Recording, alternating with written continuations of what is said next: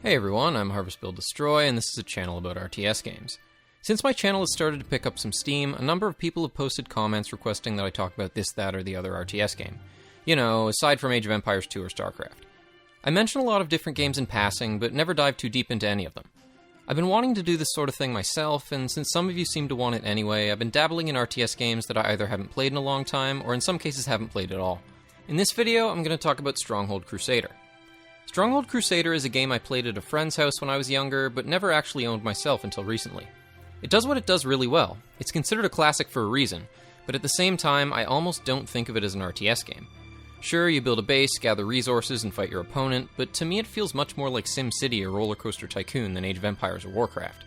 There's nothing wrong with that, of course, but as someone who tends more toward the competitive multiplayer side of things, I don't really think of myself as belonging to its target audience, and that's probably why I never felt particularly compelled to own it myself until now. So rather than a review, think of this video as an outsider's perspective on Stronghold Crusader. At least to me, the way the game's interface was designed seems to imply that it was mostly intended to be played in single player. While the game does feature hotkeys, they seem to have been designed more with the casual player in mind and aren't customizable. You have hotkeys to zoom in and out, rotate the camera, and jump to key buildings, but not to actually build any of the many buildings you'll need to construct as you expand your castle. You also can't see most of your resource counters until you click on your stockpile. To someone with the kind of attitude toward RTS that I have, this can seem pretty tedious, but if we think of the game less as a typical RTS and more as an empire-building sim, this ceases to be such a big deal. No one expects a particularly sophisticated hotkey set in a game like Roller Coaster Tycoon. Looking at Stronghold Crusader through this lens, I find the addition of combat to be a refreshing twist on the sim or tycoon type game. Roller Coaster Tycoon was a childhood favorite of mine, but even as a kid I found myself wondering what the point of the game was. You build your theme park up from a handful of rides to a metallic labyrinth of cotton candy and puke stains, but aside from the arbitrary mission goal assigned to you by the game, what exactly is it all for?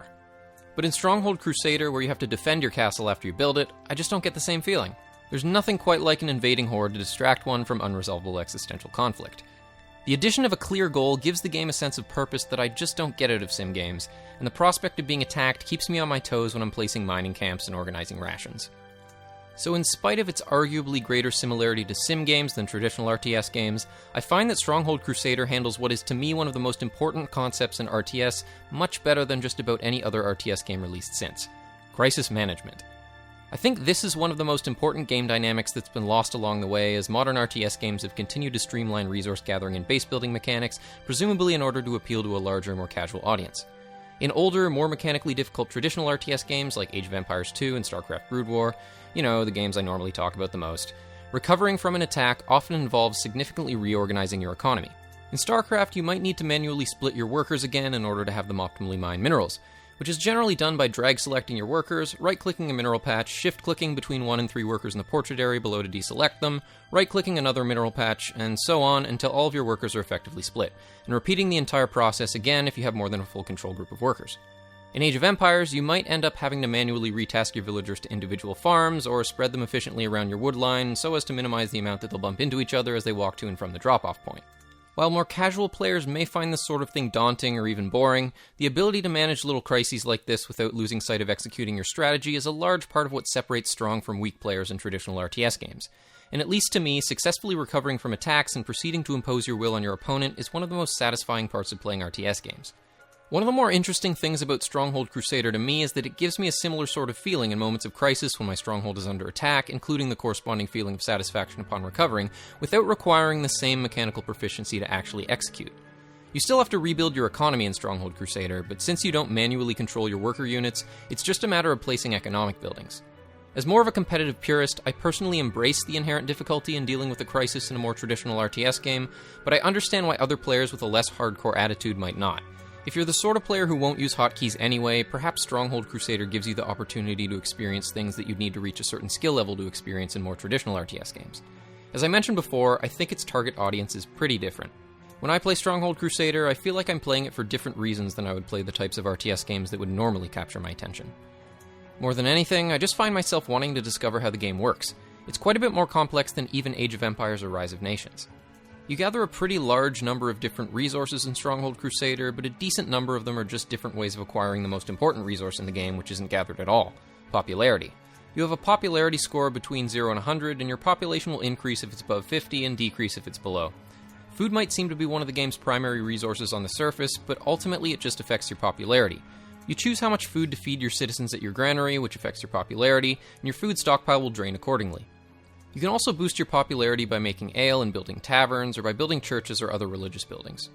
It's important to strike a balance between these, because in order to get gold, which you need to train military units, you have to tax your citizens, which will negatively affect your popularity. Organizing your base and making sure you're gathering the right proportions of resources is a satisfying thing to do, but the way it functions seems to me to lend itself more to single-player or co-op, rather than competitive multiplayer. I would certainly still be curious to see a modded version of the game with a redesigned interface, as it would be interesting to see what high-level players could do with a proper hotkey setup and all of the resource counters on screen, but my gut tells me that this just isn't what the game was designed for. For one, there's no fog of war in Stronghold Crusader, and a lot of what makes RTS games so interesting as competitive games is predicting and adapting to what your opponent does based on the limited information available to you, since you can only see what your units see. To be fair, although I would normally look at the lack of fog of war in an RTS game purely as a failing, I do think it kind of makes sense in Stronghold Crusader, especially if it was predominantly meant to be played against the AI. Because of the game's inherent complexity, being able to see what your opponent is doing isn't quite as impactful as it would be in other RTS games. You can see your opponent's overall popularity and current gold, but not their tax rate, rations, or other factors affecting how their popularity changes over time. You can see the resources on your opponent's stockpile and see through their granaries and armories for a rough estimate of how much food or how many weapons they have, but you don't get to see the exact numbers like you do when you click on your own buildings. And speaking of weapons, the list of things you need to do to actually get a unit on the field in Stronghold Crusader is quite a bit longer than in other RTS games. You don't just build a military building, gather the necessary resources, and train the unit in question. Your units require weapons as well as just gold to be trained, which means you have to build an armory to store the weapons, as well as weaponsmiths to make them in the first place. Of course, they need the raw materials to make the weapons, so you'll need to gather those too, and every step in the chain is a citizen that needs food, which you also have to gather. Anyway, you get the point. The supply chain is pretty long, so the process of altering your unit composition to counter your opponent is a much more elaborate process than it is in other RTS games. If the game had fog of war, I imagine that would add some unfair randomness to multiplayer matches. If you had no idea what kinds of resources your opponent was gathering or what kinds of weapons they were making, and their initial unit set just so happened to counter yours, it might be difficult to shift your production to a suitable counter in time. The game is complex enough that screen peeking just isn't as big of a deal as in other games. Sure, you can see everything, but even basic tasks like gathering food or creating units are so complicated in Stronghold Crusader that calculating what your opponent is capable of at any given moment probably isn't the best use of your time. But while it does make more sense not to have fog of war in Stronghold Crusader than in other RTS games, I still feel like something significant is lost by its absence. This, along with the lackluster hotkeys, the inability to see your resource counters on the heads-up display, the left-click to move mouse interface, the lack of an attack move command, and so on, all leave me with the impression that the game's multiplayer was kind of an afterthought. The fact that there's a single-player castle builder mode with no combat, and that the only multiplayer options actually built into the game itself are TCP/IP, modem, and serial direct play also seem to suggest this. Military units aren't the most responsive either.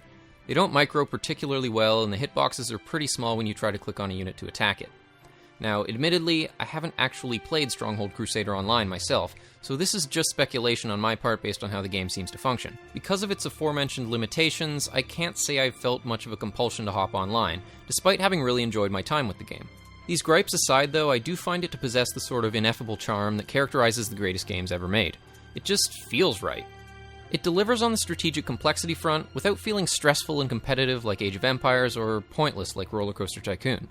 It's the sort of game that's best played with a mouse in one hand and a beer in the other. The art style holds up really well too.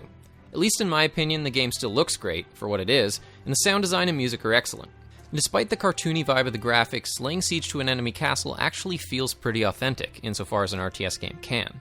I'm not the biggest stickler for realism in RTS, but it is pretty cool to see a game express some of the things that would usually just get in the way in a more traditional RTS game, like morale or keeping your troops fed. That's just about all I have to say about Stronghold Crusader. Its reputation as a classic is well deserved, and it's a game I could see myself revisiting. Although personally, I'm really only interested in it as a casual single-player experience, which isn't exactly my wheelhouse. The HD version is pretty cheap on Steam these days, so if you've never played it before, check it out if the concept appeals to you. But that's all for this video. Thanks for watching. If you enjoyed it, rate, comment, subscribe, and hit the notifications bell. See you soon.